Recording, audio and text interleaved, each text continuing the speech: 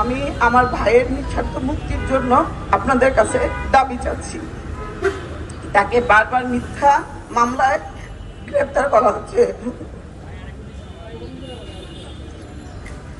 সে সবসময় ব্যবসায়িক ছিলেন এবং গরিবের এবং সমাজের সবার সাহায্য করার চেষ্টা করেছে।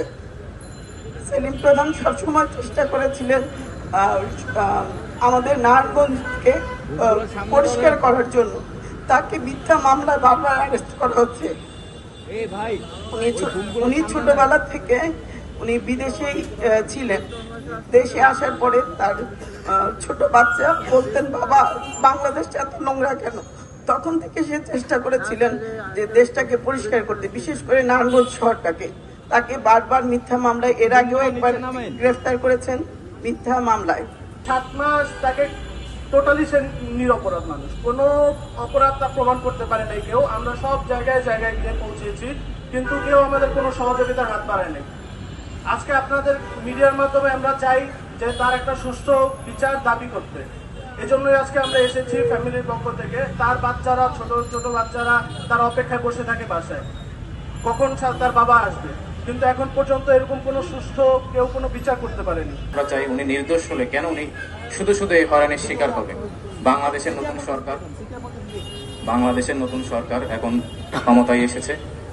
আমরা সমস্ত জায়গায় দেখতে পাচ্ছি জনাব তারেক রহমান, উনি অলরেডি বাংলাদেশের মানুষের মন জয় করে ফেলেছেন। সমস্ত জায়গায় আমরা একটা নতুনত্বের ছোঁয়া পাচ্ছি। এই আশা ভরসা থেকে আমাদের আজকে এই মানববন্ধন।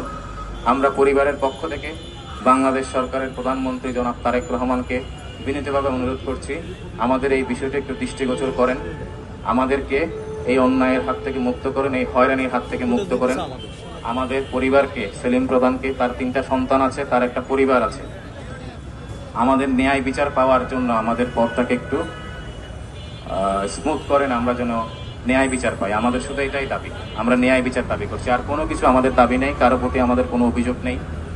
এই মানুষটাকে মুক্তি দেন, যে এই মানুষ বিগত সরকারের আমলে ওনাকে তখন বলা হয়েছিল উনি বিএনপি করেন, বিএনপির সাথে তার একটা খুব ভালো সম্পর্ক ছিল। এই মর্মে তাকে তখন 4 বছর জেল হাজতে ঢুকানো হয় ষড়যন্ত্র করে। যখন তিনি সেখান থেকে সাজা দীর্ঘদিন বিনা দোষে কারাগারে থাকার পরে যখন তিনি বের হলেন, এখন তাকে বলা হচ্ছে তিনি আওয়ামী লীগ করেন, তিনি আওয়ামী লীগের সাথে জড়িত ছিলেন। সেই কারণে আবার তাকে ষড়যন্ত্রমূলক মিথ্যা মামলা দিয়ে, যেই মামলাতে তিনি কোনো আসামিই না, তাকে অজ্ঞাতনামা আসামি হিসেবে বারবার অ্যারেস্ট করে জেল হাজতে আটক রাখা হচ্ছে।